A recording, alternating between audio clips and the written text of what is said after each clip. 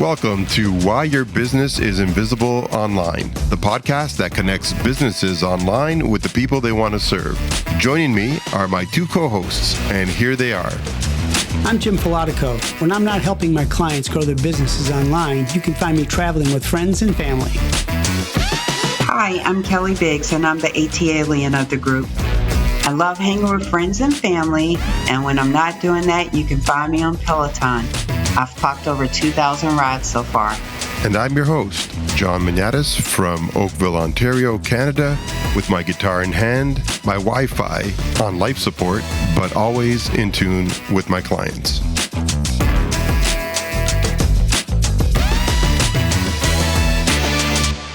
Okay, welcome everybody. This is Why Your Business is Invisible Online. This is our inaugural episode, and it's all about connecting businesses like yours online with the people you want to serve. Why don't we start with that fateful day when the three of us met, going back to January 20th, many years ago. And then we were hit with one of the biggest curveballs in history. But we'll get to that slowly. The other things we're going to cover today are a little bit about our background story. We want you to get to know us a little bit. And then we want to dive into the important things about the topic, which is your business and what we can do to help. I'm going to kick it off with Kelly. Why don't you tell us a little bit about what you remember when we first met way back? And you can see in the corner of the photo there, that logo, WSI. Kelly will tell us a little bit about what that means, how we met, and then we'll hand it over to Jim to add some color, and I'll wrap it up with some of the highlights from years back. So January 20th, 2020, I think you alluded to that, but let's just kind of paint the picture. But on that day, all of us assembled on your stomping ground, Toronto, where we were about to embark upon a digital marketing career. So I came with my husband, which could be a podcast of its own. We decided to launch our own digital marketing agency together after searching through many franchises that we had considered to start our business with. So how did that journey begin? I'll just kind of go back there. We were married in the first 4 years of our marriage, and I'll give you further context. I had been in sales, sales exec. I've won sales awards and had an MBA from Emory Goizetta here in Atlanta. I don't know if you're even familiar with that coming from Canada, John, but it's a big deal here. At least it's the Harvard of the South. That's how they put it anyway. My husband actually had a computer science degree from Laurentian University.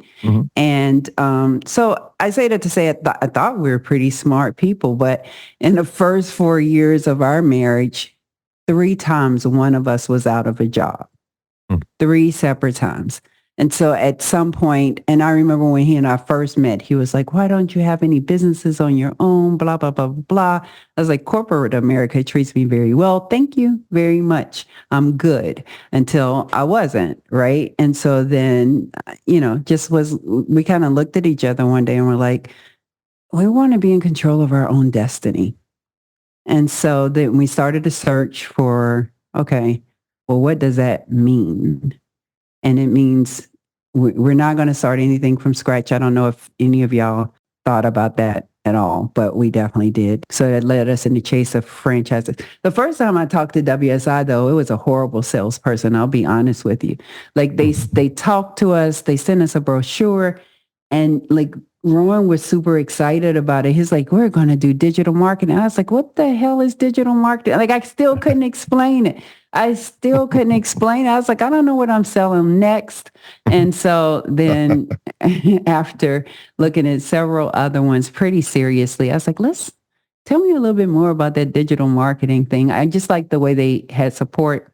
Anyway, long roundabout way to say, We chose WSI, which at that time, I guess it still does, stood for We Simplify the Internet. Still does, yeah. Yeah, yeah. They've evolved. I think our new we do have a new tagline, which is Embrace Digital, Stay Human. We can talk about that a little bit further. But the point of it was, people are very confused or were at that time about, what does it mean to be on the internet? Yeah. And I think that question has stood the test of time. People still don't necessarily know what that means. And there we go, bright-eyed and bushy-tailed. We come into a class full of you guys and thinking we're going to get rich helping people to figure this thing out. You guys both had to brave the cold coming up from the U.S. Exactly. In January. In January. Exactly. Tactical. It's got a little, Tactical air, yeah. It's got a little better, yeah. But it was cold back then in 2020. Yeah. Definitely. Yeah, you guys are both from. Jim, you're from originally Wisconsin. So, you know a little bit about the cold. Kelly, Kelly definitely not. But no. Rowan, your husband knows about the cold. Yeah, absolutely. Yeah. But if you think about it, before we came to Toronto, we did online training, so we got to know each other a bit, right? Yeah. But it was all over Zoom. And so I remember landing, showing up at the hotel, and I met Vic, who is one of our good friends. Met him for a beer. And the next morning, we met another person, Lena, and the three of us trudged across the barren wastelands of the hotel parking lot to corporate to start off. And like you said, our eyes were so big, we didn't know what to expect. But that's what I remember. And it was, to kind of give a little background too. I came from corporate sales and marketing, got used to the big salaries and the cars and the travel and all that kind of stuff, and really enjoyed that until I didn't enjoy it anymore. And with the wrinkles, you can tell, what happens to folks like that. And I strategized myself out of a position at one of the companies I worked for. And that'll be a different episode. Exactly, right. Yeah. But it worked out great. And I had always wanted to own my own business. My dad had his own business, but I knew damn well I didn't want to do a small engine business, which is what he had. I got my hands dirty enough in college. Literally. Exactly. And so I when we were looking at franchises, my wife and I were looking at franchises, and we looked at all kinds. We looked at senior care. We looked at different things. And the one thing I knew I didn't want to do is have to hire a bunch of people. I didn't want to run a Dunkin' Donuts and be open and crazy make the coffee. Exactly. It's time to make the coffee. And it fit to what I wanted. What I had enjoyed doing my whole life was talking with people and helping them buy, so to speak. And so this fit perfectly. Did I know exactly what digital marketing was? No, but I knew marketing. And I knew how marketing and sales get along so well that two peas in a pod. Yeah, exactly.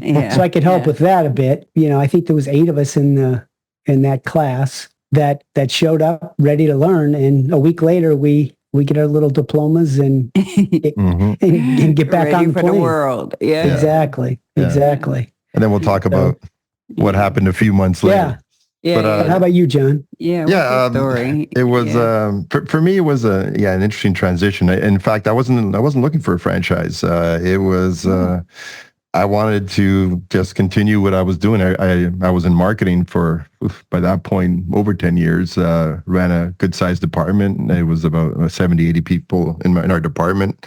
And they had recently just given me the digital component as well, because I worked in the investment management industry, and a lot of our marketing was more traditional marketing. We were in all the big business magazines in the major business newspaper in Canada, the Globe and Mail, and so forth. So a lot of it was traditional. But my boss, he was the president of the company, and basically said we wanted my department to take on all the digital marketing as well. My last project before a number of things changed was basically revamping our entire website. So it was a lot of fun. But it was new to me, and I enjoyed it. But then there were a few twists. a lot of people aren't strangers to this. I don't think anybody stays necessarily with the same company for their entire life, but the company decided to move the marketing department to, it was a combination of Atlanta and New York. Most of my department was going to be dissolved. So at that point, I had been with the company for about 20 years, I would say, if not more. And I was tired. I was tired. Stress had reached a level where, I wouldn't have mind a bit of a break, and came to a great arrangement with my organization. Took a break for a few years. Got an excellent severance package. They treated me really well, so no hard feelings whatsoever. Loved my time. But after my break, there was still some fuel in the engine, and definitely wanted to do something. I decided, why don't I try to find something in this space? At first, you try to, with the job applications and the resumes, but funny enough, I realized fairly quickly nobody wanted, I guess at the time was around a 53-year-old senior executive. Pretty hard to find jobs or get interviews. Nobody's willing to pay you necessarily that much when you're that age. So it led down a path where, similar to Kelly, I just started exploring businesses of my own. And similar to you, Jim, I didn't want to manage people at that point. I wanted just to run my own business. Yep. And I was lucky enough, the outplacement firm I was working with mentioned WSI. Did my research, similar to you guys. I was also luckier than you, Kelly. The first salesperson at WSI was actually pretty solid. It was really a really good person. I got to meet a person that both of us know, all three of us know, Raj, who was a nice person to meet, and he did a smart, very smart, super smart. Yeah. He knows the business, and after meeting him and a few of the other senior people, I said, I'm going to give this a try. And the rest is history, I guess. But then, once we all graduated, got our diplomas, hung them on our wherever you guys hung them. I don't know where you guys put them. I don't know where mine is right now. I still don't know. I don't know. It's back here somewhere. Yeah, there you go.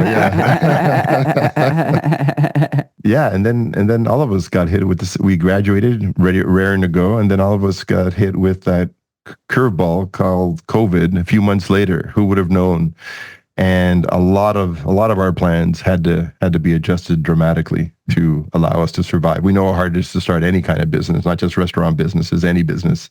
And so I'd love to. I think our audience would love to hear a little bit about some of the things we did to adjust to COVID. What was it like making the adjustments once COVID hit us? I thought we would take a couple of minutes. I think it's important for people to hear how we had to adjust our businesses, because we had learned a whole bunch in that training course. But now with COVID, a lot of that went out the window, and we had to find another way to find our clients because we couldn't even leave the house. So let's talk a little bit about that, and let our listeners know a little bit about, what kind of adjustments we made.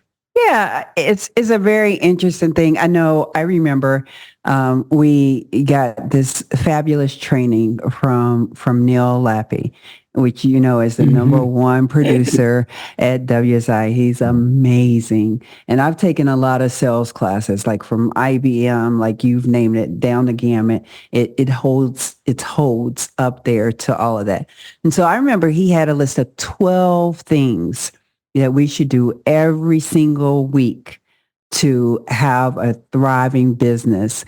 And probably over half of those went off the table because of COVID, right? And so, which is one thing that's ironic, I thought, about what we do, is that it's so cost prohibitive for people in the digital marketing space to actually use digital to grow and thrive, that that was kind of jarring, right? Like to the cost per lead is similar to, I think we're second only to lawyers. And so, trying to advertise your way out of it is not a good go forward strategy.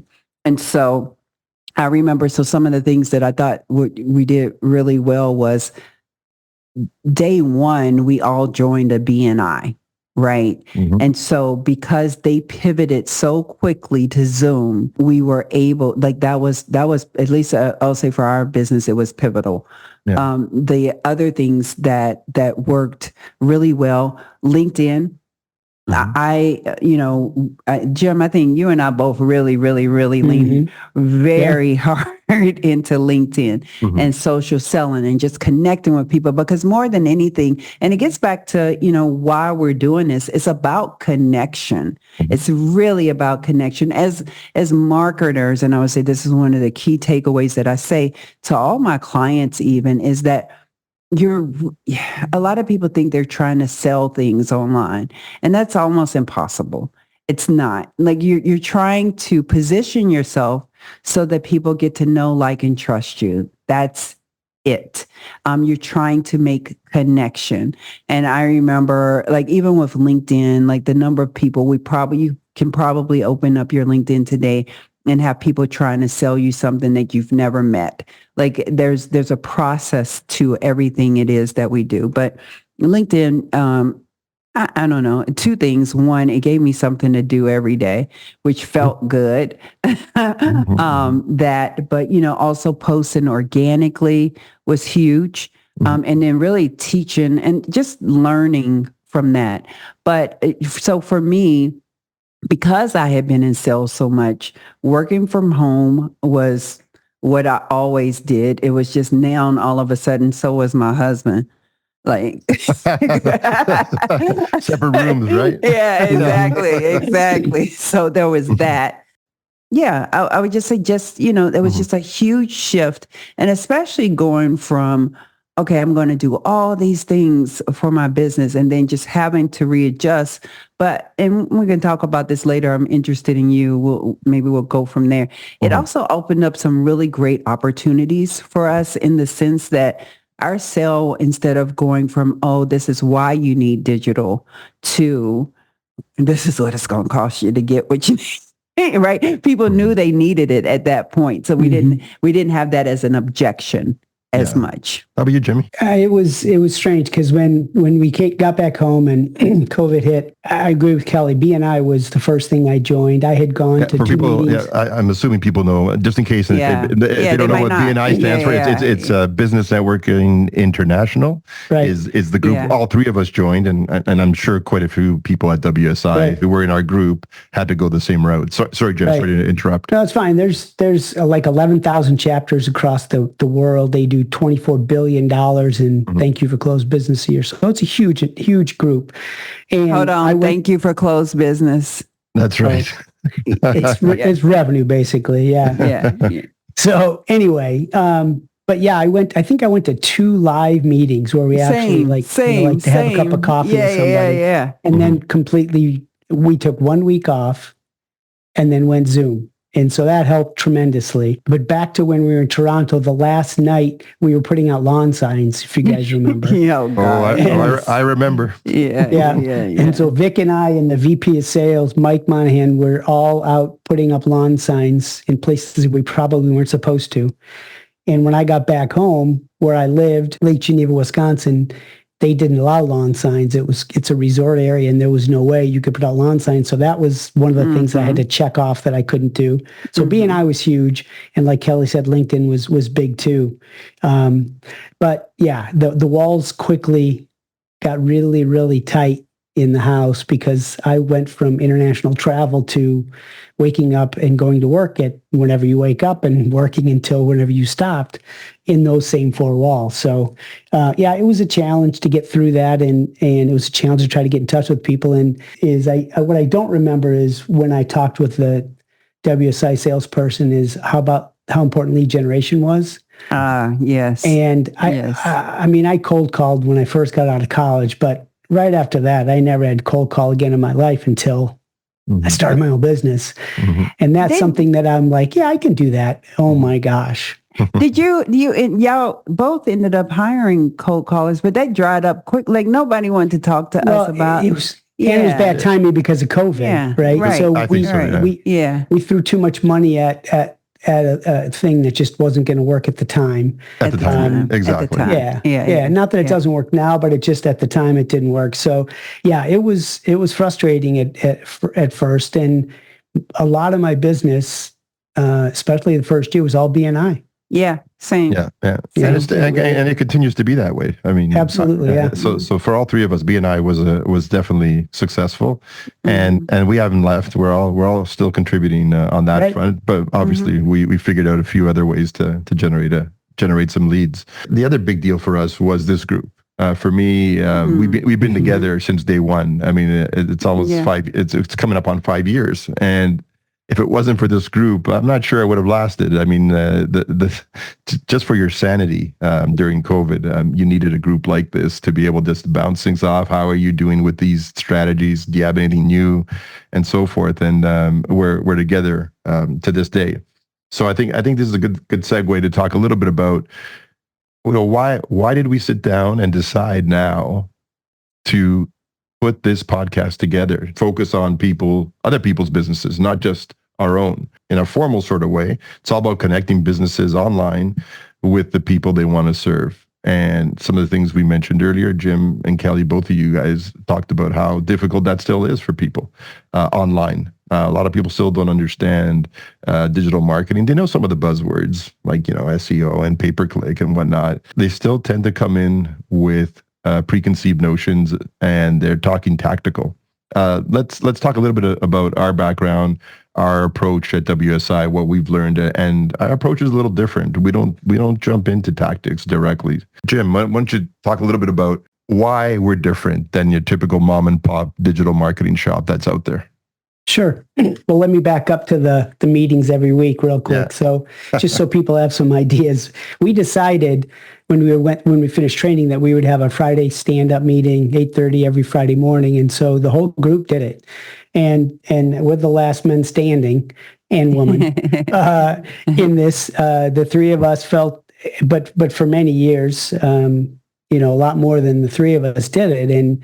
And we got together to help each other and to support one another, but also we used each other, and we used each other's experiences to help our clients, right? Or potential clients. One of the things that WSI really leans into, and what I think attracted all of us to it, is they don't sell tactics. They really work from the strategy or holistic approach, and that resonated with us. I think it helps our clients understand that we don't just sell tactics, that we understand P&Ls. We came from that background where it's not just about a sale, but it's a profitable sale, and it's selling to the right customer at the right time and the right place and that kind of thing. So that holistic or strategic approach was really important to us.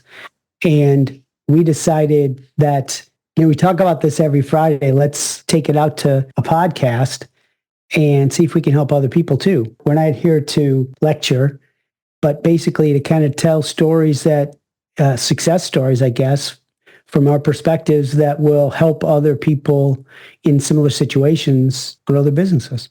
Yeah, exactly. Yeah, if I could go back though, because you said something that I thought was really important. Being an entrepreneur is or can be lonely. Mm-hmm. So I think we coalesced because we thought, hey, this person's going through the exact same. It's really hard to find somebody going through the exact same thing you're doing at the exact same time. And also, if Jim had a client, I had a client that I could reference. Oh yeah, I've had, because in the beginning, you don't have enough clients. You just don't. Nobody talks about that, but people want to know, oh, have you ever talked to somebody exactly like me? Well, yeah, sure. Absolutely. I have, my team, right? Mm-hmm. My team has. And that was one of the reasons we bought into a franchise, because we have, I will say this about WSI specifically, is that the beauty of it is, which is a transition from corporate. Corporate can be very cutthroat. And I could have the same exact job as somebody, but I might want to hold back a little bit of information for them, because we're, at the end of the day, we're competitors, right? Yeah. When we get the call, they're going to pick. One of us stays, one of us goes. And it's just not like that here. If you have a relationship with somebody, you're building it, we're helping one another out, and we're learning along the way. So I think that that's super important. I also, you talked, Jim, a little bit about tactics and strategy. One of the things that stood out to me as I talked to different business owners, I think we all took for granted the fact that we've had these really great careers in corporate America, which brings to it some level of we know how to be strategic. And if I can just, I know a lot of people say, well, what's the difference between strategy and tactics? So let's just kind of pull that layer back just a little bit. Tactical is something that you could do quick. It's an execution method. This is what I'm implementing to get this thing done. It should be very measurable and typically short-lived. Strategy is the longer game. It's like, how do we get, like, what are my business goals and how do I align those and business goals typically tend to last longer than 12 months, right? So how do I, if I want to grow to, I don't know, you've all gotten this call. Okay, Mr. Client, what do you want? I want to be $1 million business. Well, how much do you do in revenue today? $50,000. And what have you set aside to invest in that? $1,000 a month. It's not going to happen. Like having those, honestly, real conversations about, let me repeat back to you what you just said. Right? And so let's be honest. Does that make sense? It's just that people either come into me saying, hey, I want to do SEO, or hey, I want to do paid ads, or hey, I want to do organic social media, which basically means just the stuff that you're posting on your own and you're not paying for, right? Right. And how much can you charge me for that? I'm not an order taker. None of us are. No. Right. And people, we have to have that conversation because I don't have any client that pays me the exact same thing to do anything because the solutions are always different. Yeah, right? It's all personalized for sure. Yep. Right. And so with that, we have to always start with your business goals. And then I understand, we all understand, just like I led off with our businesses, like we didn't have the budget that it would take to compete if we wanted to do paid ads and grow quickly in this business. We did not. That doesn't mean you can't. It just means you have to be very strategic, thinking it through and measured on, okay, well, what tactics do work within the budget that I have? And by the way, is my budget even realistic, or do I need to go back to the drawing board and figure out how much I actually do need and invest that every month? The most important thing we took away from WSI was that strategic outlook and approach. In fact, it's the part of our business I love the most. I love sitting down with potential clients, and we don't talk about tactics. We just sit down and talk about their business and their struggles. And I could spend a good few hours just, asking about what how's their business evolved all these years? What are some of the issues you had to deal with? How'd you overcome them? What are you trying to accomplish and why? A lot of why questions. So you really get to know the person, you get to know their struggles, and then you feel like that you're a part of their business. Makes it a hell of a lot easier to sit down afterwards and put together a real strategy for them, because now you know their outlook, like you said, not just for the next 6 months or the next year. It's probably usually for the next 3, 4, 5 years. And so even though we know that you can get curveballs at any time, just like we did with COVID, it doesn't matter because now you understand them. You've taken the time to understand them, and then it's easier to go into our toolbox. We understand the tools. We understand what SEO does. We understand what pay-per-click does with Google. We understand social media and some of the other automated systems and so forth. But those are just tools. We get that. Those are tools. No point having that discussion on day one. And so I think we're all better off for it now, because we learned sort of the WSI approach, and I think we're a lot stronger for it as leaders.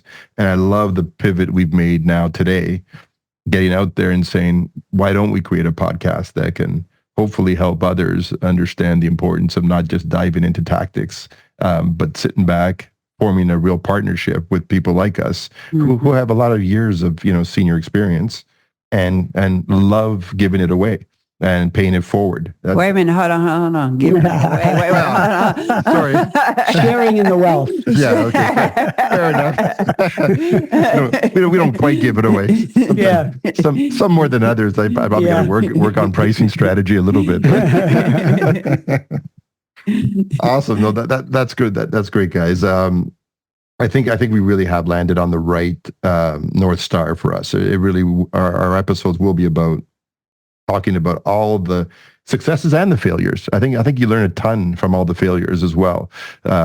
We've had clients, we've had tough clients, we've had easier ones, and helping people who will join us on these podcasts with how we got around and dealt with those issues will be huge as well. Let's pivot a little bit again to something else that I thought was important to talk about, which is what are some of the questions that come up most often from your clients? What are some of the most common issues they deal with and problems that they're looking to solve? Because I think that's going to inform a lot of our episodes going forward. Just off the top of your head, I'm sure you had one just today or yesterday. It seems like it's very similar each time. What I find is that it's not the question that comes out right away. It's the, I don't want to say attitude, but it's just the thought process. The sentiment maybe. Yeah, they assume that they check a box and they say, I hired some guy, to build a website for me. Mm-hmm. And so my I'm cousin's sister's brother. There is that. And some of those websites are beautiful, but if they're not technically sound, if they don't have some of the backbones that you need so that people can actually find you. Many times I have to explain that it's when you do a search, there's not somebody milliseconds ahead of you doing the same search saying this is the best website for you. It's a bot that does it. And so if your website's not set up for that, you're not going to be found. And so the long answer is the biggest question I get once we have that discussion about websites and things and online presence is, what can I do then to be found? Because right now, it's easy enough to look at somebody's website and say, what are your services or products you sell? And if you do a simple search for that in that given area and they don't come up, you've kind of proven your point. That's tough on them because they just spend X number of dollars on a website and their expectation is that it should be there and it just doesn't happen. Mm-hmm. So then, the follow-up question becomes, well, what do I need to do to be found online?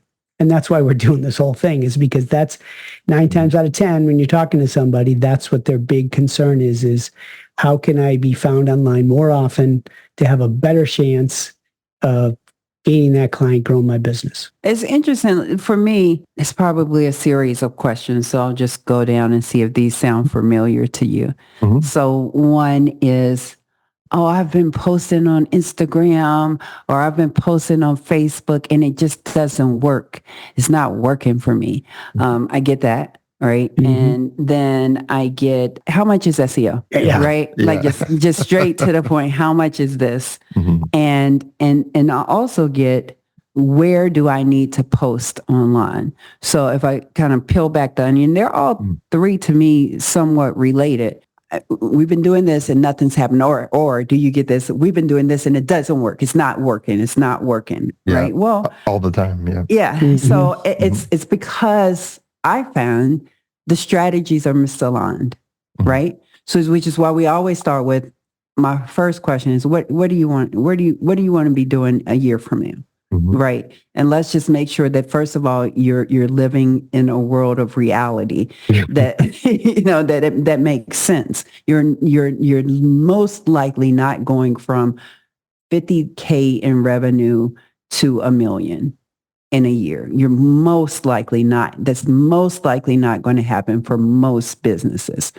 But if you're sitting at 300K and you need to scale 2X, 3X, that's a conversation we can have, right? Mm-hmm. Like, okay, here, and it depends. Like I said, every client I have there's a different tactic that I've set up because there are things that vary. what I try to get into, kind of like, what is making you special? What is your brand? I mean, there are people who have websites, to your point, Jim, that look beautiful, but what are you saying? You get there and they're talking all about themselves. They're not looking at it from a customer perspective. I know of clients. I won't say that they're any of mine. They have a brand kit. They have a brand story. You get an email from them and it's different colors. All like there's nothing consistent, and just really, I think that there's a lack of understanding. There's a reason that IBM has 8 bars. And pick IBM because that's where I used to work from. You don't see IBM in script, right? It's the same blue and white every single time. There's a reason that Coke is red and white, even varying between different products, because brand recognition, and I think, matters probably more than it ever has. Oh, for sure. Since we've been around, right? Yeah. And then how much is it is a very interesting question, because the point is you're telling me you're looking for the low cost provider. We can end this conversation right now because I'm not it. I'm not, No. I bring with me different things. All of us do. And I'm sure they're not the low cost provider. So if you're not the low cost provider, why in the world are you looking for the low cost provider? Because it's going to come with a level of, not the level of attention that I think you're also wanting. Right? That's what we said earlier too about, it's a long-term relationship we're looking to form. We're not looking to do a one-off. It's not like I'm going to fix some electrical problem you have and see you later. I'll see you, maybe 3 years from now. This is a partnership that you want to develop over time. If cost is the first concern, I mean, cost is going to be a concern every time, but definitely it's something, all of us have to do. We sort of have to back up the conversation and just, again, get to know them, understand the real problems. Yeah. And then, you'll get to the cost discussion, but it's usually the last thing before, probably have 2 or 3 meetings sometimes where it's the last thing you talk about. Because it also depends on, we can figure something out. Like we can definitely implement a crawl, walk, run situation. Absolutely. Yeah. But your expectations have to be, if you're walking, you're not going to run. Like SEO is a great example.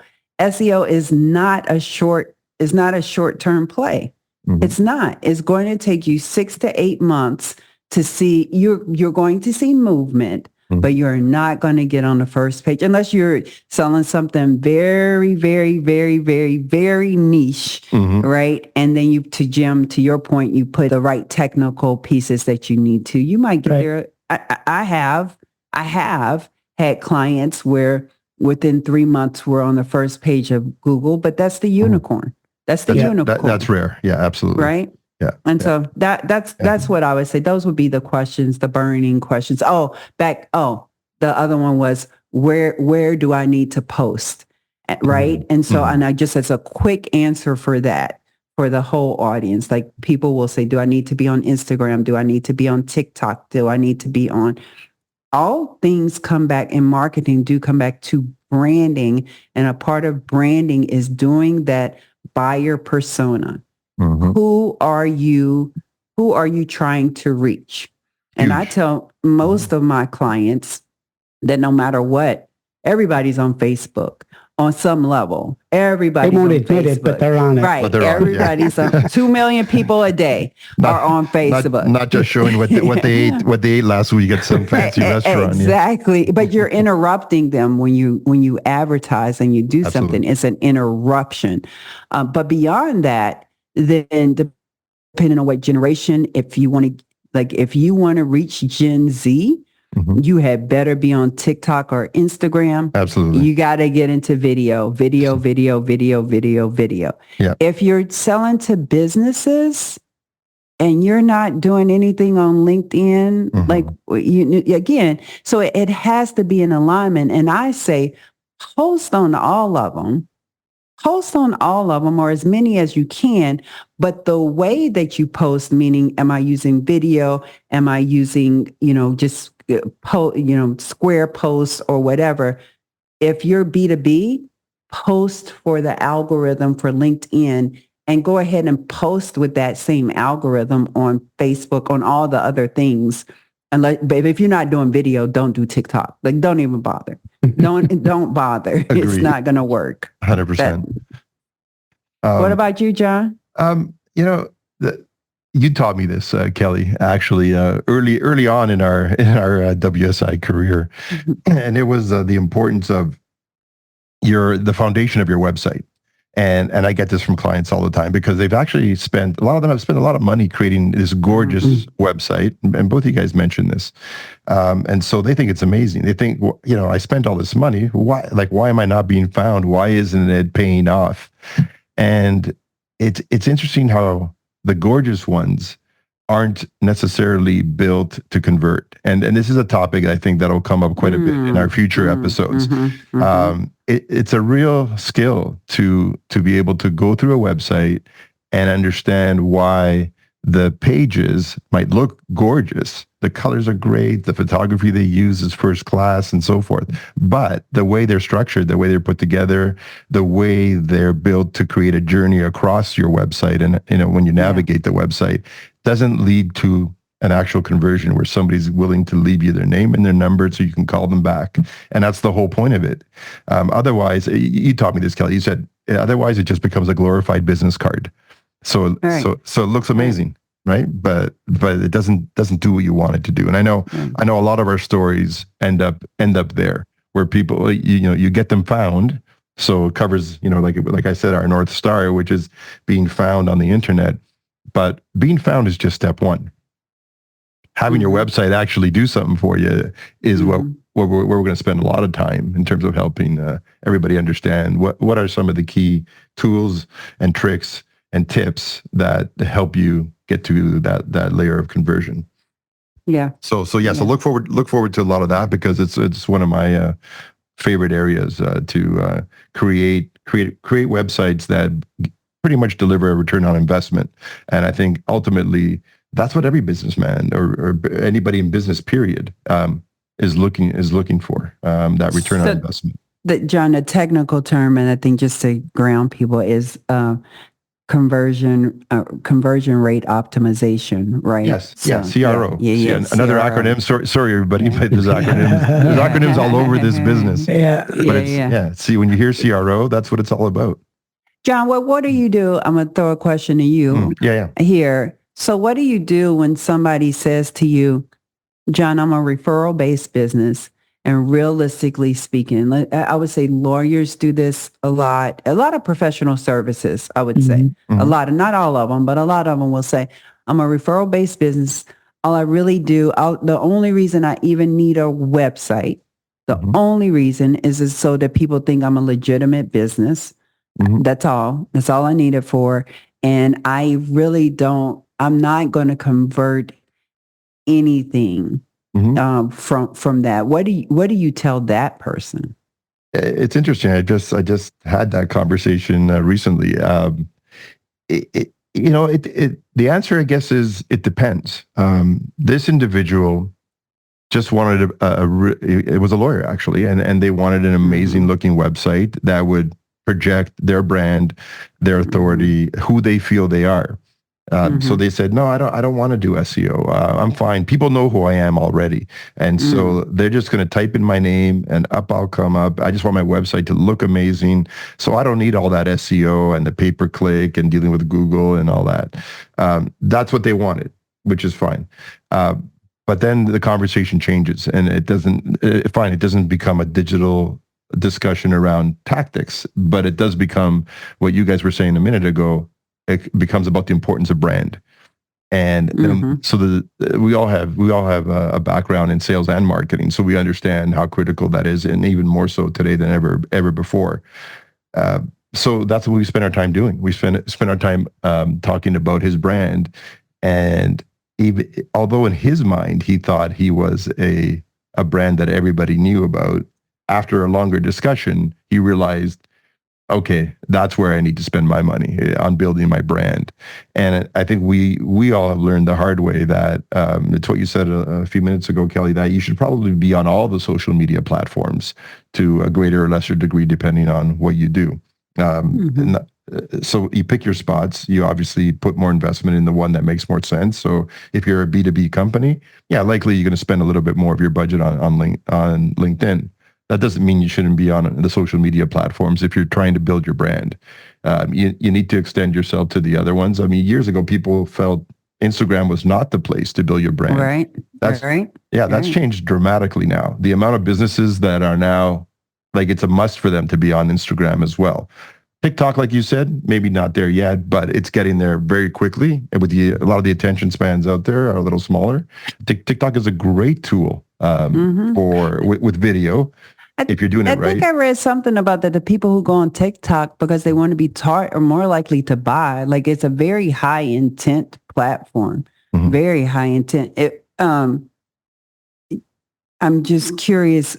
I want to go back to your lawyer because I'm curious on what you said there. So you're telling me a lawyer comes to you and says, I'm a brand-based business. Do you, how have you ever had a lawyer do that? And your lawyers are competitive. Have you ever, what have you ever done? Have you ever shown them maybe that actually, I understand that you want it to be informative, but actually there's an opportunity for you? Like, do you ever do competitive analysis, anything like that? Or look at Google Trend, any tactics that somebody might be able to do if they think, oh, I'm only a referral-based business? Because referral-based businesses is hard to scale, period. If all you're doing is sitting there waiting for your phone to ring, that's a hard business. Most of the lawyers understand that the logical plan, especially, like, I'm dealing with one that's new to the business right now, and essentially they are a referral business for sure, but they know they need a digital marketing strategy. And interestingly enough, they had already started with pay-per-click. And so they were getting leads and they were happy, but what they weren't happy with was the investment. It was a lot of money out of their pockets initially. Yeah. And so they understood that they had to blend together a pay-per-click strategy with a longer-term SEO. And in the long run, they understood, after we had a long discussion, that it made sense to stay with pay-per-click until your SEO kicks in, and then gradually taper back on the pay-per-click when the SEO component becomes more prominent, and the organic posts that we help them with are generating the kind of interest in their company that makes sense. So it's sort of like a two-handed strategy. The last few lawyers I've dealt with all understand that. It's funny, through the grapevine, I guess in their peer groups, those are the discussions lawyers are having, and they understand the need. It's a two-pronged attack. You need to maybe perhaps begin with a pay-per-click that gives you immediate returns and keeps your other lawyers busy on your staff, and then you can gradually taper off and rely on your SEO strategy. Mind you, I have another friend of mine who's an immigration lawyer, and he does both, period, and he will never change. He spends a lot on pay-per-click, but he also has an SEO strategy at the same time.